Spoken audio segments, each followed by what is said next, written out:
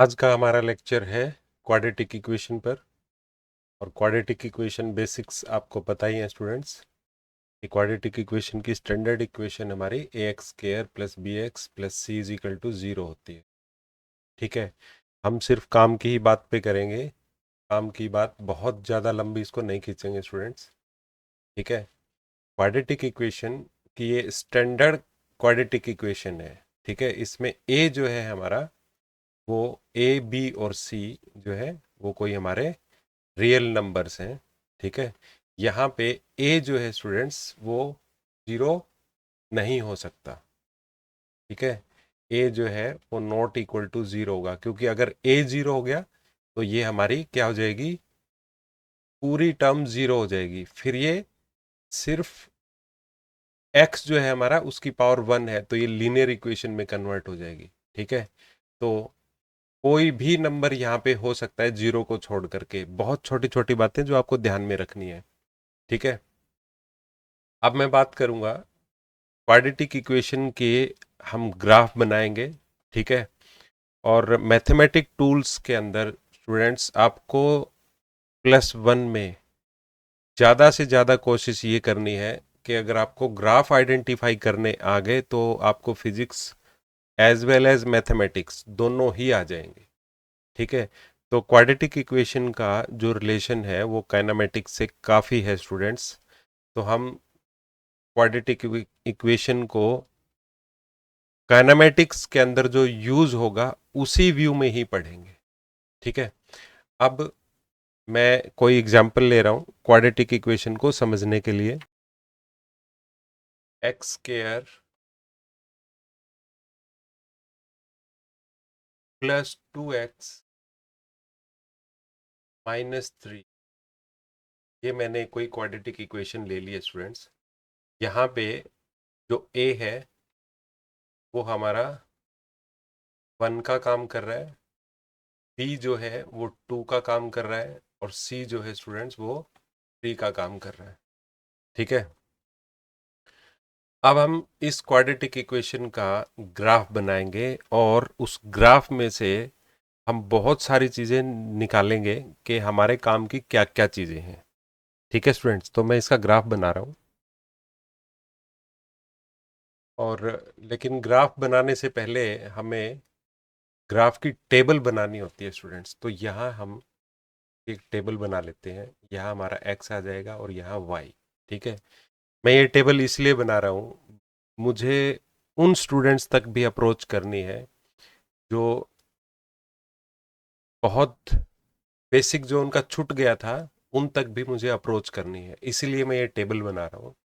और tenth class में आपको याद होगा कि आपने इसकी टेबल कैसे बनानी थी। तो y इज इक्वल टू में x square plus two x minus three, मैंने ये इक्वेशन लिख ली स्टूडेंट। ठीक है, अब ये हमारी जो इक्वेशन है इसमें हम x की वैल्यू को वन रख लेते हैं स्टूडेंट्स। ठीक है, x की वैल्यू को हमने रखा वन। तो y इज इक्वल टू में मैं सिर्फ हम ग्राफ बहुत सारे बनाएंगे, उनका ग्राफ मैं सॉफ्टवेयर की यूज़ से बना दूंगा, लेकिन ग्राफ बनेगा कैसे वो सिर्फ इसी लेक्चर में बताऊंगा मैं। बाकी सारे सेम होंगे, वो आपने खुद बनाने उसे। ठीक है स्टूडेंट्स, तो जब मैंने x की वैल्यू वन रखी, यहाँ पे जहाँ जहाँ पे भी x आएगा उसको मैं लिख रहा हूँ एक्स स्क्र। अब वन का स्क्वायर आ जाएगा यहाँ पे, और ये हो गया वन माइनस में थ्री। ठीक है स्टूडेंट्स, तो ये हुआ वन प्लस टू और minus three is equal to में, अब ये प्लस का थ्री और माइनस थ्री, ये आ गया स्टूडेंट्स जीरो। अच्छा, मैं एक चीज और बता दूं आपको, y जो होता है स्टूडेंट्स उसको हम लिखते हैं एफ ऑफ एक्स।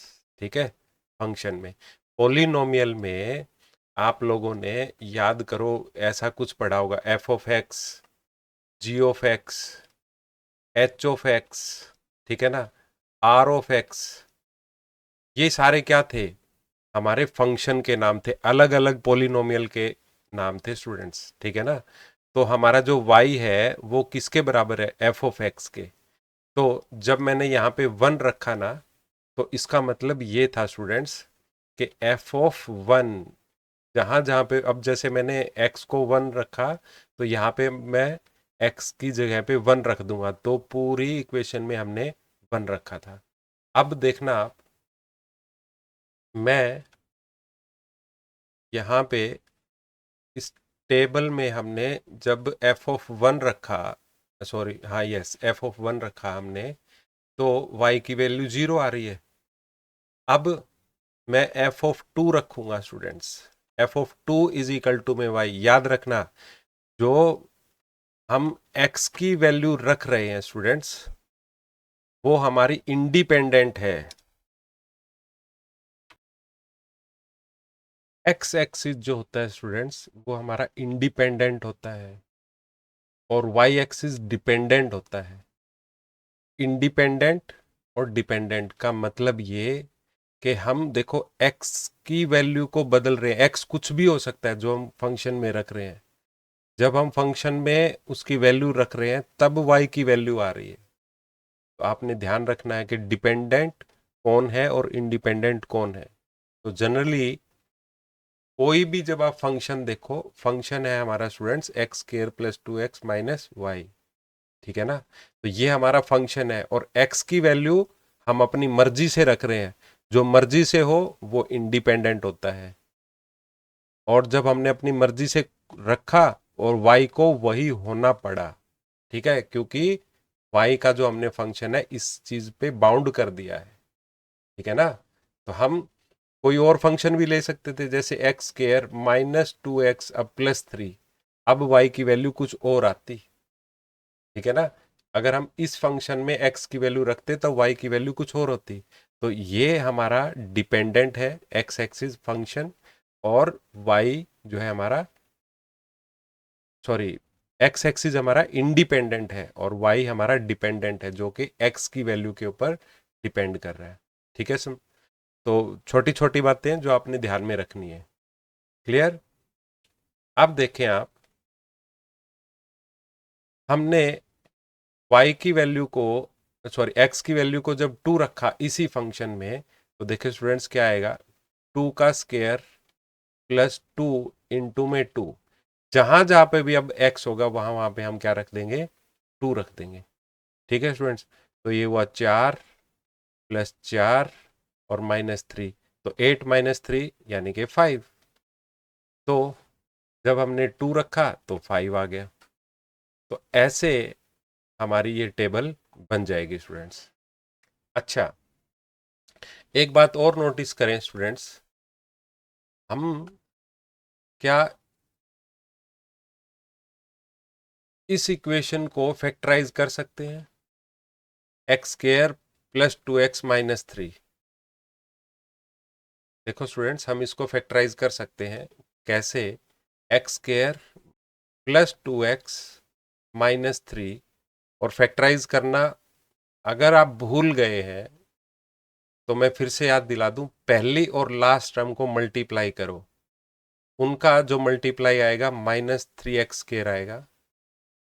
उन दोनों को अगर हम ऐसे फैक्टर करें, बीच वाली टर्म के मिडल टर्म को स्लिप करेंगे हम टू पार्ट में, ऐसे ऐसे पार्ट आने चाहिए हमारे पास कि जब हम उनका सम करें तो 2x आ जाए। तो मैं ऐसे इसके फैक्टर कर रहा हूं, ठीक है स्टूडेंट्स। तो प्लस में 3x, ठीक है, और माइनस x माइनस 3। तो आप यहाँ पे देखें स्टूडेंट्स, मैंने 2x को 3x और माइनस x के अंदर स्लिप कर लिया। अगर हम मैं वापिस इस दोनों टर्म को ऐड करूं तो प्लस का 2x आ जाएगा, और 3x और माइनस x को मल्टीप्लाई करूं तो पहली और लास्ट टर्म का जो प्रोडक्ट आना चाहिए वही आ रहा है, ठीक है स्टूडेंट्स। तो यहाँ से अब मैं x को कॉमन ले लूं और x प्लस में 3 आ जाएगा, माइनस 1 कॉमन ले लूं, ठीक है स्टूडेंट्स, और ये आएगा x प्लस 3, ठीक है, क्योंकि माइनस कॉमन बाहर चला गया है। तो इसके दो फैक्टर आए स्टूडेंट्स, x माइनस में 1 और x माइनस में x प्लस में 3, ठीक है स्टूडेंट्स। इसका मतलब ये होता है स्टूडेंट्स, अभी तक मैंने इसका ग्राफ नहीं बनाया है। अगर आप ग्राफ जब इसके बनाएंगे तो पहला कोऑर्डिनेट, जैसे अब मैं कोऑर्डिनेट और प्लॉट करना सिखा रहा हूं आप लोगों को, कि जब x की वैल्यू 1 थी तो y की वैल्यू 0 है, तो पहला कोऑर्डिनेट यहां पे कहीं आएगा स्टूडेंट, ठीक है। दूसरा कोऑर्डिनेट चेक करें, जब x की वैल्यू 2 है तो y की वैल्यू होगी स्टूडेंट्स करीब करीब, देखो x की वैल्यू 2 और y की वैल्यू 5, यहाँ पे कहीं हमारा कोऑर्डिनेट बनेगा। ठीक है स्टूडेंट्स, और रख करके देख लेते हैं आप इसी इक्वेशन में। हाँ, मैं -4 रख करके देख रहा हूँ स्टूडेंट्स, x की वैल्यू -4 रखी, और जब x की वैल्यू में -4 रख रहा हूँ स्टूडेंट्स, तो -4 का स्क्वायर, ठीक है, और प्लस में 2 और -4 और -3, ठीक है ना। मैंने सीधा इक्वेशन में रख दिया, इसी इक्वेशन में, तो वैल्यू आएगी हमारी 16, ठीक है स्टूडेंट्स, -8 और -3, ठीक है स्टूडेंट्स। तो ये क्या हो जाएगा हमारा -11, ठीक है, तो ये वैल्यू आएगी स्टूडेंट्स प्लस का 5, तो यहाँ पे आ गया हमारा प्लस का 5। तो इसका जो कोऑर्डिनेट बनेगा स्टूडेंट्स वो करीब करीब इस 5 के पास में ही बन रहा है यहाँ पे, ठीक है स्टूडेंट्स, यहाँ पे ही बन रहा है, ठीक है, इसके बीच में ही आ गया ये टेबल पे, ठीक है। तो अब मैं इसका एक्चुअल में ग्राफ प्लॉट कर रहा हूँ, देखते हैं क्या हमारे ये पॉइंट उस ग्राफ पे आएंगे। तो देखो स्टूडेंट्स, मैंने इसका ग्राफ बनाया है, और इसका जो ग्राफ है आप चेक करें, ये कहाँ कहाँ कट कर रहा है स्टूडेंट्स। ये हमारा -3 पे कट कर रहा है और 1 पे कट कर रहा है, और आप चेक करो ये हमारे दो फैक्टर आए थे इसके, ठीक है स्टूडेंट्स। तो क्वाड्रेटिक इक्वेशन के अंदर जो नोटिसेबल चीज़ें हैं वो क्या है कि ये हमारी क्वाड्रेटिक इक्वेशन होती है स्टूडेंट्स, और जिस क्वाड्रेटिक इक्वेशन के फैक्टर अगर हो जाते हैं, ठीक है स्टूडेंट्स, तो हम उसको मिडिल टर्म को शिफ्ट करके उसके हमने फैक्टर कर लिए, और फैक्टर जब हमने किए तो x-1 और x+3, ये दो फैक्टर आए स्टूडेंट्स, और इसको हमने दोनों फैक्टर्स को बारी बारी से 0 के इक्वल पुट कर दिया, ठीक है। अब आप देखें कि 1 को इक्वल के उस तरफ लेके जाएंगे तो x इज इक्वल टू में 1 हो जाएगा, और x इज इक्वल टू में -3 हो जाएगा। तो इसीलिए इस क्वाड्रेटिक इक्वेशन का जो ग्राफ बना उसने x एक्सिस पे पहले तो 1 पे काटा और फिर -3 पे काटा, ठीक है स्टूडेंट्स। आप यहां पे देख सकते हैं हमारा ये -3 है, तो इसको हम बोलते हैं स्टूडेंट्स रूट्स, ठीक है। ये हमारी 10th क्लास में हमने इनको रूट्स का नाम दिया था, और इनको ये भी कहा था कि अल्फा और बीटा, सॉरी बीटा, अल्फा या बीटा का नाम आप लोगों ने सुना था, ठीक है स्टूडेंट्स। कि हमने ये भी पढ़ा था कि सम ऑफ जीरोज यानी कि alpha plus beta is equal to में -b/a होता है, ठीक है स्टूडेंट्स। ये वही 3 और -1, सॉरी 1 और -3 जो है अल्फा और बीटा का काम कर रहे हैं, ठीक है स्टूडेंट्स। प्रैक्टिकली हम उन सारी चीज़ों को देख रहे हैं, तो ये बिल्कुल बेसिक्स है, आपको सिलेक्शन में ये सारी चीज़ें काम आएंगी, ठीक है। तो अब हम एक्स केयर का जो कोफिशिएंट है स्टूडेंट्स उसके नेचर को समझेंगे। यहाँ पे हमारा जो ए था वो +1 था, अगर आप इस पूरी इक्वेशन को माइनस से मल्टीप्लाई कर दें, यानी कि हमारी जो क्वाड्रेटिक इक्वेशन बने -x² -2x और +3, अब ये जो क्वाड्रेटिक इक्वेशन हमारी बनी, अगर मैं इसका ग्राफ बनाऊं, और आप लोग भी इसका ग्राफ बना सकते हैं स्टूडेंट्स, उसका ग्राफ जो बनेगा वो डाउनवर्ड पैराबोला बनेगा स्टूडेंट्स, ठीक है ना। देखिए कैसे, ये है मेरा इस इक्वेशन का ग्राफ -x² -2x और +3, और जो ये ब्लू वाला है ये है स्टूडेंट्स हमारा इस इक्वेशन का ग्राफ। तो दोनों में फर्क क्या आया, आपने नोटिस करना है इस चीज को। आपको पूरे 30 नंबर मिलेंगे। आपने अपनी नोटबुक और पेन बना करके इस लेक्चर को देखते हुए अपने नोट बनाने हैं स्टूडेंट्स, ठीक है ना। अपने नोट्स को प्रिपेयर करना बहुत अच्छे से। जो जो मैं पॉइंट बोल रहा हूँ, एक एक पॉइंट मैं सिर्फ काइनामेटिक्स के जो भी हमारी प्रॉब्लम होगी उनको सॉल्व करने के लिए यहाँ से हमें ट्रिक्स मिलेंगी बहुत सारी, ठीक है स्टूडेंट्स। तो आपने नोटबुक और पेन उठानी है और इसमें से जो जो भी पॉइंट हैं वो सब आपने इसमें लिख लेने हैं, एक एक पॉइंट को, ठीक है। कि हमने इनकी रूट्स कैसे निकाली, रूट्स का कैसे पता चला। रूट्स को अल्फा बीटा बोलते हैं। अगर हमारा एक्स स्क्वायर का कोफिशिएंट पॉजिटिव हुआ तो पैराबोला अपवर्ड बनेगा, और अगर नेगेटिव हुआ तो पैराबोला डाउनवर्ड बनेगा, ठीक है स्टूडेंट्स। तो आप ये समझेंगे कि भाई हमें इसकी काइनामेटिक्स में क्या ज़रूरत पड़ेगी। बिल्कुल ज़रूरत पड़ेगी स्टूडेंट्स। देखिए मैं एक एग्जांपल से बता रहा हूँ। अगर आपने मैथमेटिक टूल्स को अच्छे से पढ़ लिया तो फिजिक्स में फिर कुछ भी नहीं है स्टूडेंट्स। सिर्फ कॉन्सेप्ट है और चुटकियों में हो जाएंगे। देखो स्टूडेंट्स, एस नाइन्थ क्लास में आपने ये इक्वेशन जरूर पढ़ी होगी फिजिक्स में। एस इज इक्वल टू में यूटी प्लस हाफ 80 स्क्वायर, ठीक है स्टूडेंट्स। अब आप ध्यान से देखें, इसमें जो u है हमारा और a है, ये दोनों कांस्टेंट का काम कर रहे हैं। इसको अब मैं s जो है वो है हमारी डिस्प्लेसमेंट, y को हम डिस्प्लेसमेंट की तरह भी लिख सकते हैं। तो a हमारा कांस्टेंट है। यहाँ पे जैसे x के साथ 2 काम कर रहा है, ये हमारा t के साथ u काम कर रहा है, ठीक है स्टूडेंट्स। तो मैं इधर लिख रहा हूँ 2x, ठीक है, और प्लस में हमारा हाफ, और a जो है स्टूडेंट्स, जो एक्स स्क्वायर के साथ हमारा 1 काम कर रहा है, उसके तरह हमारा यहाँ पे a या 1/2 ये दोनों काम कर रहे हैं स्टूडेंट्स। और यहाँ पे टी स्क्वायर जो है वो वेरिएबल है, ये हमारा कांस्टेंट है, ठीक है स्टूडेंट्स, कांस्टेंट। और टी है हमारा एक्स स्क्वायर की तरह काम कर रहा है।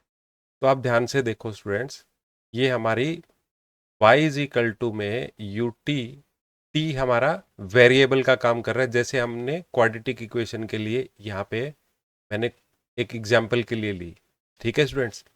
अब हाफ a और टी स्क्वायर, टी हमारा फिर से मैं बोल रहा हूँ एक्स स्क्वायर का काम कर रहा है, ठीक है, क्योंकि टाइम बदल रहा है। वेरिएबल का मतलब जो बदलेगा, चेंज होता रहेगा, ठीक है स्टूडेंट्स।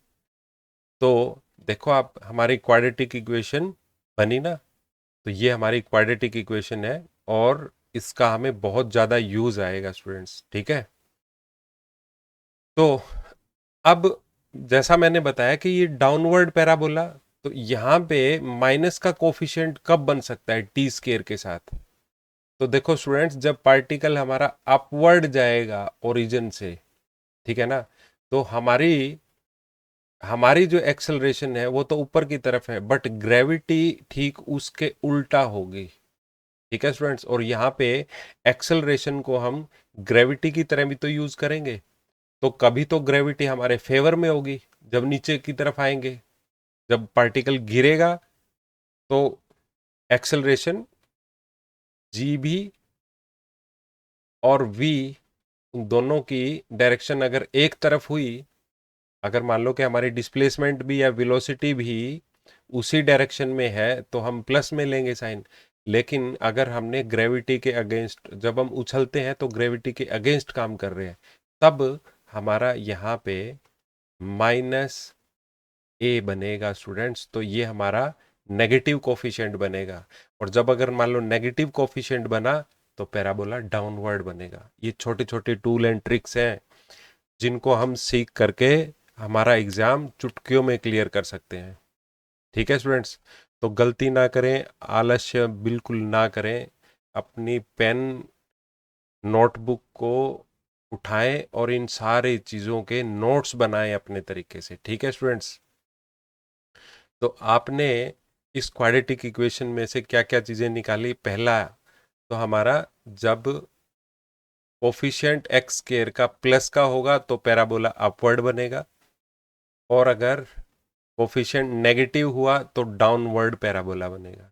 ठीक है स्टूडेंट्स, अगर हमारा फैक्टराइजेबल हुई ये इक्वेशन तो उसकी जो रूट्स आएंगे स्टूडेंट्स, वो एक्स एक्सिस के ऊपर कट करेंगी पैराबोला को।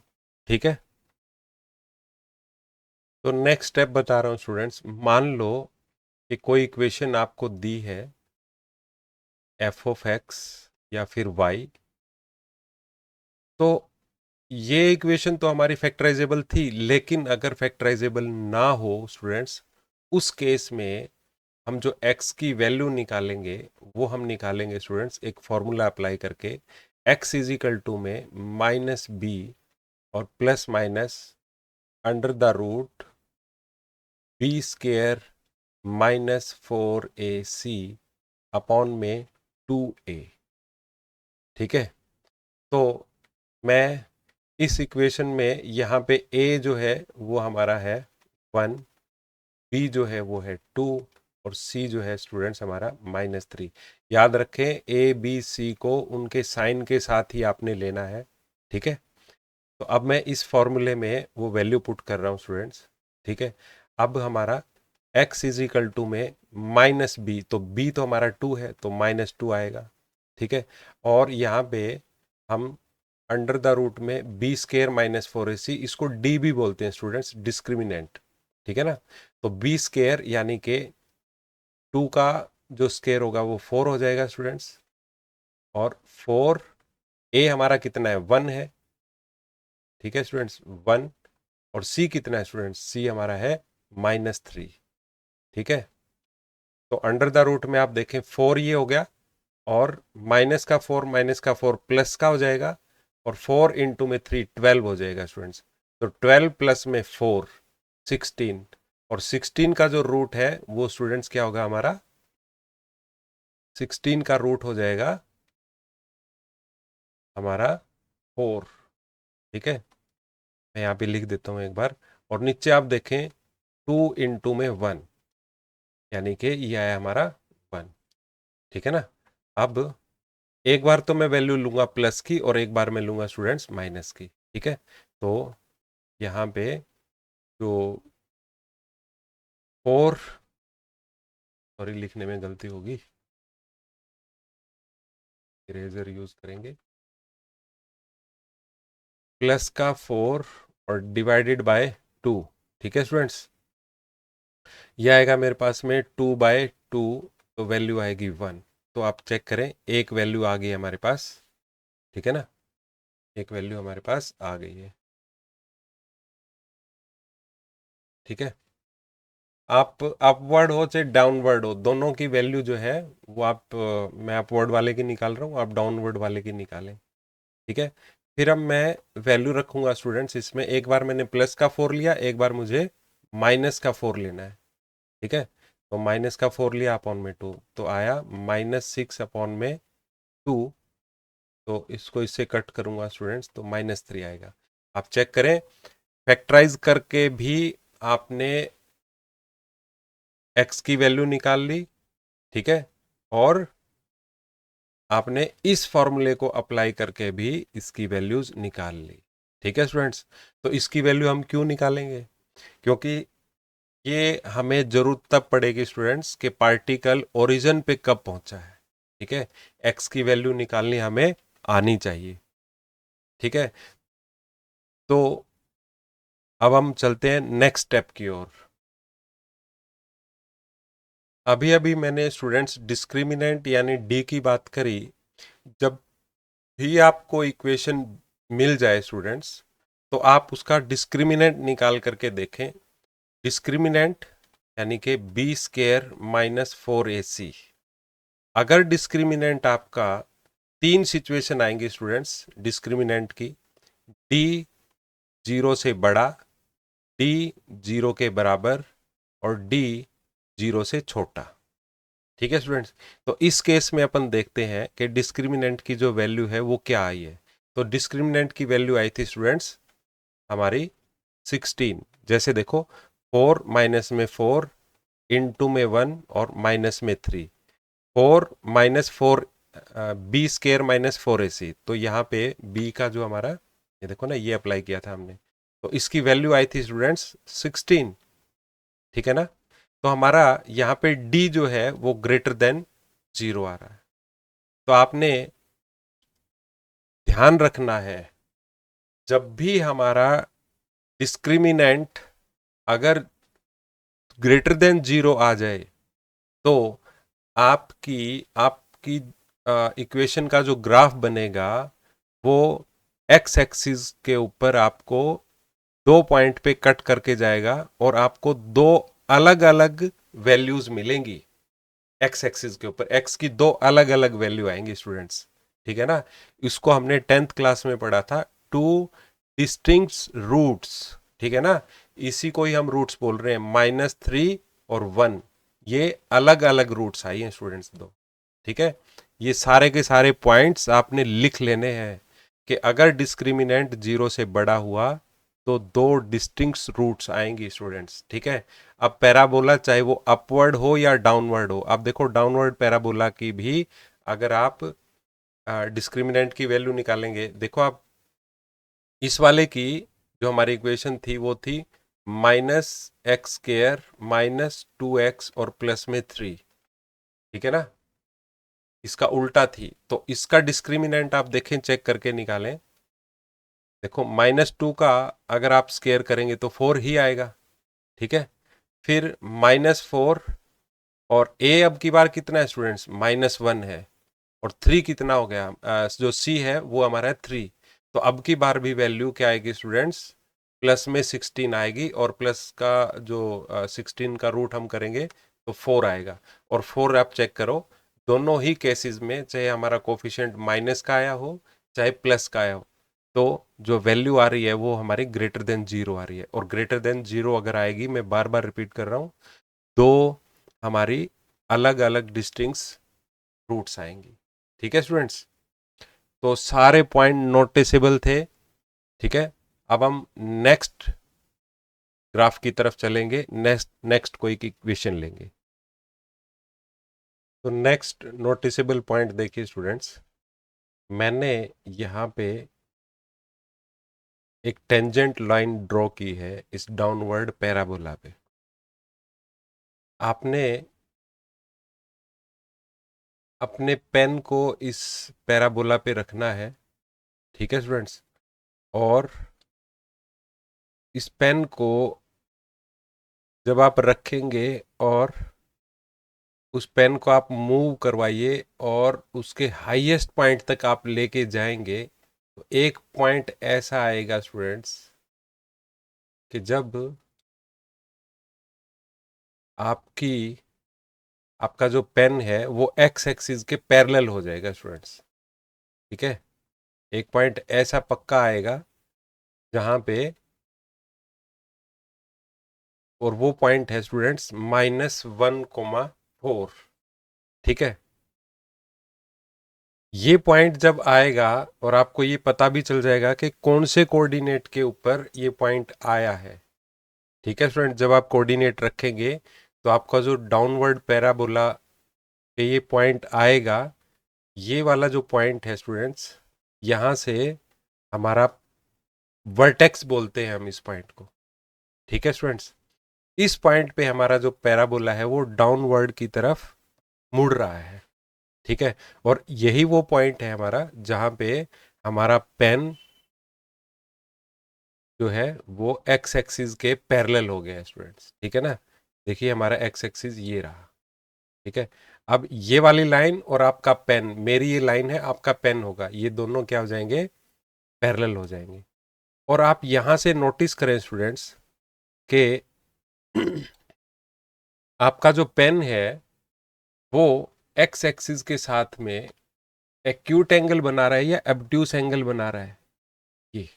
ठीक है, यहाँ पे आप चेक करें तो ये एक्यूट एंगल बना रहा है स्टूडेंट्स, ठीक है। और यहाँ पे आपने नोटिस किया कि एक्यूट एंगल, अब ये एंगल कितना डिग्री होगा, मान लेते हैं कि ये 70 होगा स्टूडेंट्स, ठीक है। और जैसे जैसे आप आगे की तरफ बढ़ेंगे, ठीक है, जैसे जैसे आप आगे की तरफ बढ़ेंगे, इस पेन को आप आगे की तरफ लेके जाएं, ठीक है, तो अब ये एंगल कुछ घटा, यहाँ पहले के मुकाबले ये जो एंगल है स्टूडेंट्स घट गया है, आप चेक करें इधर, ये छोटा हो गया है, तो ये करीब करीब 30 डिग्री का हो गया है। और जब हम इसको एग्जैक्टली इस पॉइंट पे ले आएंगे स्टूडेंट्स, तो एक्स एक्सिस के साथ एंगल हमारा घट रहा है, ठीक है ना। और आपने इसी चीज को नोटिस करना है कि आपका जो पेन है यहां से 0 डिग्री तक गया है। इसका मतलब ये हुआ स्टूडेंट्स कि ये हमारा पार्टिकल का डिस्प्लेसमेंट टाइम ग्राफ हम बना रहे थे, ठीक है। और हमने नोटिस ये किया कि हमारा जो एंगल है वो घट रहा है, ठीक है स्टूडेंट्स। तो डिस्प्लेसमेंट टाइम ग्राफ में मैंने आप लोगों को ये बताया था कि अगर किसी क्वाड्रेंट में एंगल अगर हमारा घटे, यहाँ पे 90 डिग्री था और इधर हुआ स्टूडेंट्स 0 डिग्री, 90 से 0 डिग्री की तरफ अगर घटे तो जो वेलोसिटी होती है स्टूडेंट्स वो इन्फिनिटी से किस तरफ जाएगी, डाउनवर्ड, पॉजिटिव इन्फिनिटी से डाउनवर्ड की तरफ हमारा वेलोसिटी वर्सेस टाइम का ग्राफ बनेगा। समझ में आई स्टूडेंट्स? एंगल हमारा 90 डिग्री से 0 डिग्री की तरफ घट रहा है, तो वेलोसिटी का जो ग्राफ बनेगा हमारा, ये ग्राफ था हमारा स्टूडेंट्स डिस्प्लेसमेंट वर्सेस टाइम का, ठीक है।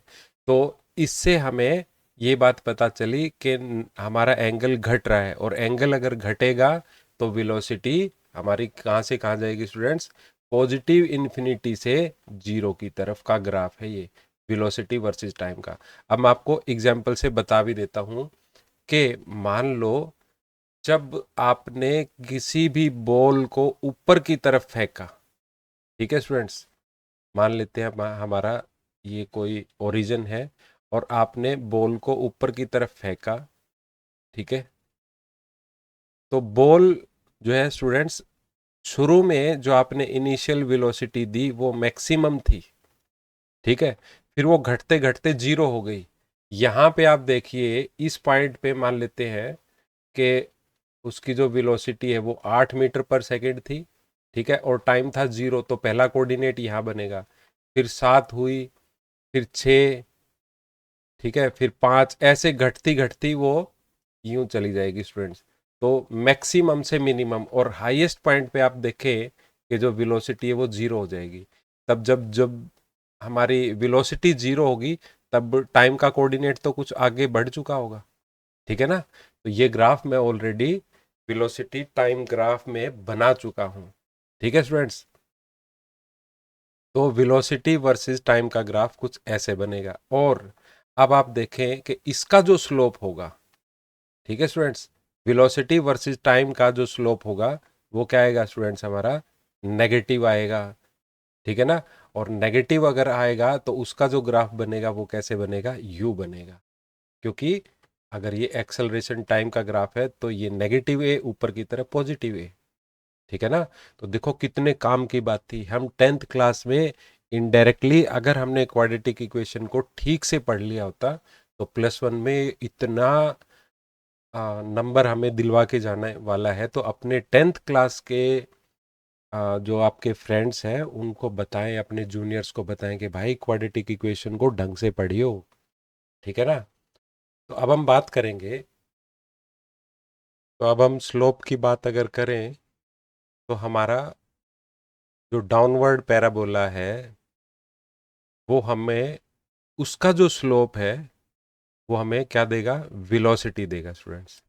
तो आप ध्यान से देखें, जब मैं इसका स्लोप, आप देखें ध्यान से, यहाँ पे स्लोप हमारा 4 था, तो 4 से स्लोप हमारा घटना शुरू हो गया है। ठीक है, देखो 3 था, 3 से फिर घटा घटा, ये स्लोप का मतलब वेलोसिटी घट रही है स्टूडेंट्स। ठीक है ना, फिर 2 हुई, 3, फिर धीरे धीरे ये 1 होगी, और एक टाइम ऐसा आया कि हमारा जो स्लोप है स्टूडेंट्स, देखिए इस पॉइंट पे आकर के और घटा, और अब ये 0 की तरफ बढ़ रहा है स्टूडेंट्स। ठीक है ना, तो हाईएस्ट पॉइंट पे जा करके हमारी जो वेलोसिटी है, जब हम पत्थर को नीचे से ऊपर की तरफ हम फेंकते हैं तो पत्थर धीरे धीरे रुकता है, और उसकी वेलोसिटी स्टूडेंट्स क्या हो गई हमारी, 0 होगी। देखो स्लोप 0 हो गया है। ठीक है, अब यहां से हम शुरुआत करेंगे 0 वाले पॉइंट से। तो इसका मतलब इतना जो पार्ट था हमारा पैराबोला का, वो तब बना जब हमने पत्थर नीचे से ऊपर की तरफ फेंका, तो उसकी वेलोसिटी घटी। और अब आप यहां से चीज नोटिस करें स्टूडेंट्स, कि इस पॉइंट पर हमारा, जब भी आपने पेन पैराबोला के ऊपर रखना है और उसको मूव करवाना है, यहाँ पे आप देखें एंगल की जो शुरुआत हुई है वो एब्ट्यूस एंगल से हुई है। ठीक है, तो इसका मतलब ये हुआ, और ऊपर आप चेक करें स्लोप था हमारा 0। अब 0 से स्लोप हमारा नेगेटिव की तरफ बढ़ना शुरू हुआ। देखो आप, 0 था तो 0 से -0.5। अब मैं इसको नंबर लाइन पे यहाँ पे रिप्रेजेंट कर रहा हूँ स्टूडेंट।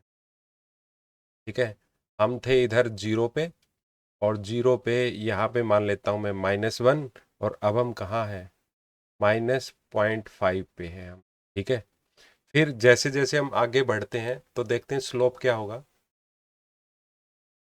देखिए स्लोप अब -1 हो गया है, मतलब ये हमने 0 से शुरुआत करी थी, और हम पहुंचे किधर, 0 से चले हम, फिर 0.5 पे आए, फिर अब 1 की तरफ आए। यानी कि अब हम इस तरफ मूव कर रहे हैं, 0 से नेगेटिव की तरफ। फिर हम आगे और मूव कर रहे हैं फर्दर, फिर देखते हैं क्या होता है। ठीक है स्टूडेंट, तो देखिए स्लोप हमारा -3.5 हो गया है, और जैसे जैसे हम आगे बढ़ेंगे, आगे हम बढ़ेंगे, तो स्लोप बढ़ता जाएगा। ठीक है ना, इसका मतलब ये हुआ कि हम 0 से नेगेटिव इन्फिनिटी की तरफ बढ़ रहे हैं। ठीक है, और स्लोप हमारा क्या होता है, स्लोप हमारा है dx/dt। ठीक है ना स्टूडेंट्स, टी सॉरी, ये क्योंकि ये हमारा टाइम वर्सेस डिस्प्लेसमेंट ग्राफ है।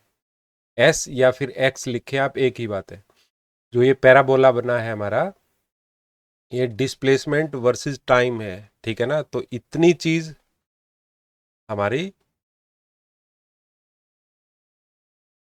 ये इतनी चीज जो रिप्रेजेंट हो रही है स्टूडेंट्स, इतनी चीज हमारी डिस्प्लेसमेंट एक्स, एक्स या फिर मैं कहूं डिस्प्लेसमेंट, या फिर क्योंकि एक्स मैं यहाँ पे लिख रहा हूँ डिस्प्लेसमेंट के लिए, एक्स एक्सिस तो हमारा टाइम को रिप्रेजेंट कर रहा है, ये सारे सेकंड्स है स्टूडेंट्स। ठीक है ना, और ये है मीटर में। ठीक है, तो इतनी चीज हमारी वाई को रिप्रेजेंट कर रही है, और ये चीज हमारी टाइम को रिप्रेजेंट कर रही है स्टूडेंट्स। ठीक है ना, ये चीज हमारा इतना जो है वो वाई के सामने, वाई को रिप्रेजेंट कर रहा है। तो यानी कि हमारा जो स्लोप हुआ, स्लोप जो है हमारा dx/dt, यानी कि वेलोसिटी हुई। ठीक है ना, तो जो स्लोप है हमें वो क्या देगा, वेलोसिटी देगा। किसका स्लोप, डिस्प्लेसमेंट वर्सेस टाइम का। ठीक है, तो अब हमें यहाँ से ये बात पता चली कि हमारा जो एंगल था वो शुरू में 0, सॉरी एंगल नहीं, स्लोप की बात करूंगा मैं स्टूडेंट्स। स्लोप हमारा 0 था, और फिर वो नेगेटिव इन्फिनिटी की तरफ बढ़ा, और हमने ये भी देखा कि यहाँ पे अब हमारी जो पेन है वो एक्स एक्सिस के साथ obtuse एंगल बना रही है। तो 0 से शुरू हुई, और obtuse एंगल धीरे धीरे एक टाइम ऐसा आ जाएगा कि अगर हम हमारे पेन को मूव करवाएं तो बहुत दूर कहीं जा करके स्टूडेंट्स ये 90 डिग्री हो जाएगा, और 90 डिग्री पे हमारा क्या होता था, नॉट डिफाइंड हो जाता था टेंजेंट की वैल्यू, यानी कि हम नेगेटिव इन्फिनिटी की तरफ बढ़े। ठीक है, तो इसका मतलब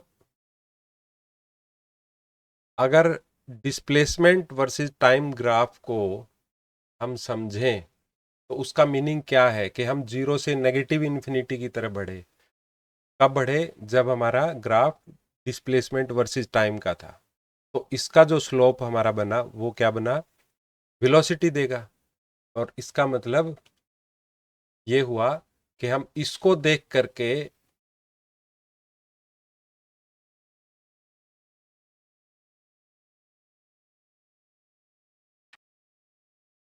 तो स्लोप को देख करके हम ये बता सकते हैं कि जीरो से नेगेटिव इन्फिनिटी तक का जो हमारा ग्राफ है स्टूडेंट्स, वो कैसा बनेगा?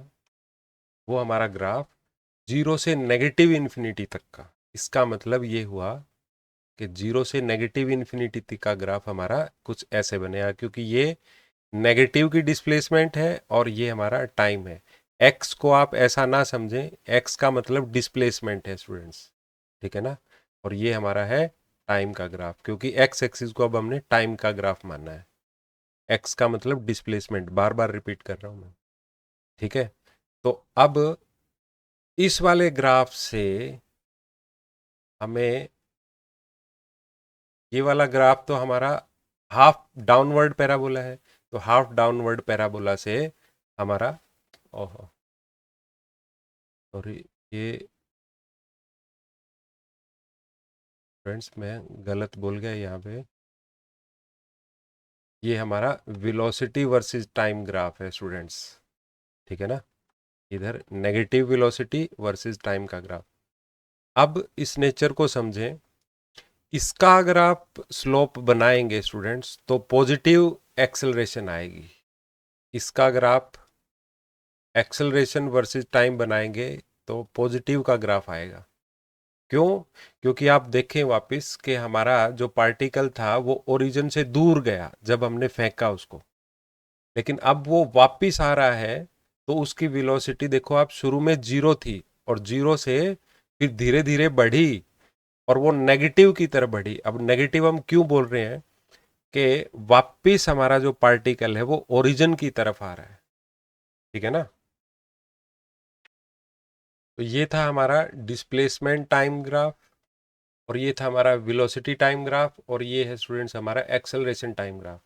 अब आप ध्यान से देखें, नेगेटिव, जीरो से नेगेटिव इन्फिनिटी का मतलब ये हुआ स्टूडेंट्स कि पार्टिकल जो था हमारा, रेफरेंस लाइन एक फिर से मैं यहां बना लेता हूं।